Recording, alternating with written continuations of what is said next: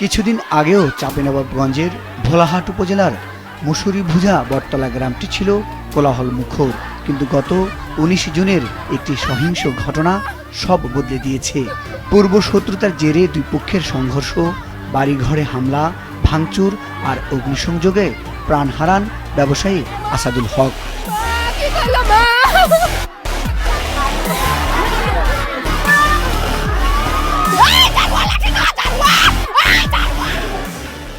হত্যাকাণ্ডের পর উত্তেজনা রূপ নিয়েছে আইনি লড়াইয়ে।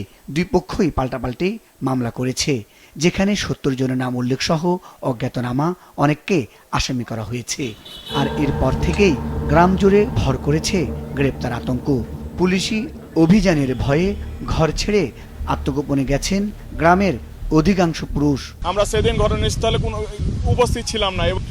উদ্দেশ্য প্রণোদিতভাবে মিথ্যা বানোয়াট ভিত্তিহীন তথ্য দিয়ে আমাদের তারা মামলায় দায়ের করেছে।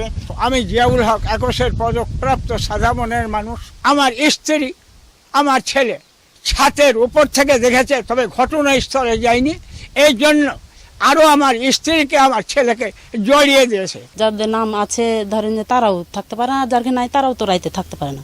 আমাদের বাড়ি ঘরকে ভাঙচুর করে সবকিছু এগুলো শেষ করে দিয়েছে। আমাদের কোনো আর এখন থাকার স্থান নাই। আমরা কোথায় থাকবো? আমার ৩টা ছেলে মেয়ে, তারা সবাই পথের ভিখারি এখন।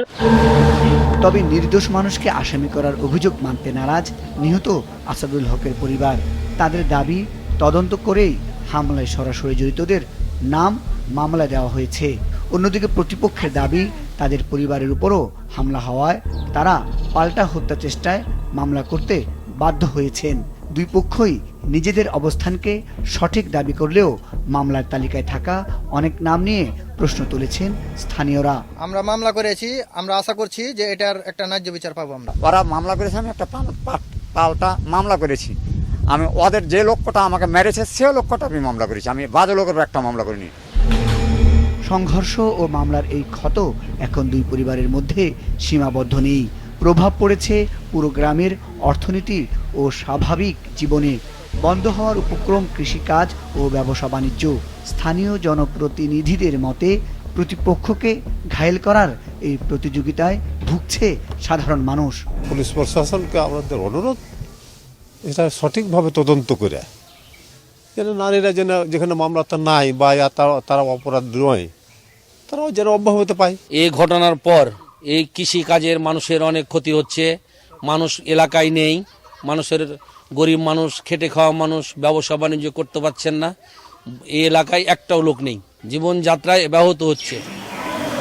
এদিকে সাধারণ মানুষকে আশ্বস্ত করে পুলিশ জানিয়েছে, কোনো নির্দোষ ব্যক্তিকে হয়রানি করা হবে না।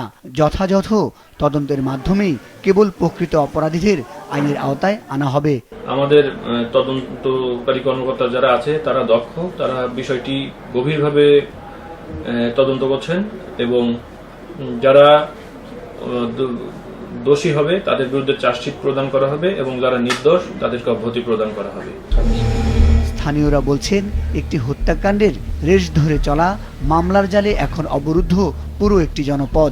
তদন্তের মাধ্যমে প্রকৃত অপরাধীদের বিচার এবং নির্দোষদের চিহ্নিত করতে আদালতের সময় লাগবে কতদিন সেটি জানেন না স্থানীয়রা।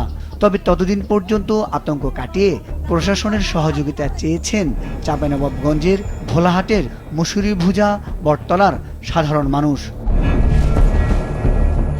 মুজাহিদ সাকিফ, মাছরাঙ্গা নিউজ ডেস্ক।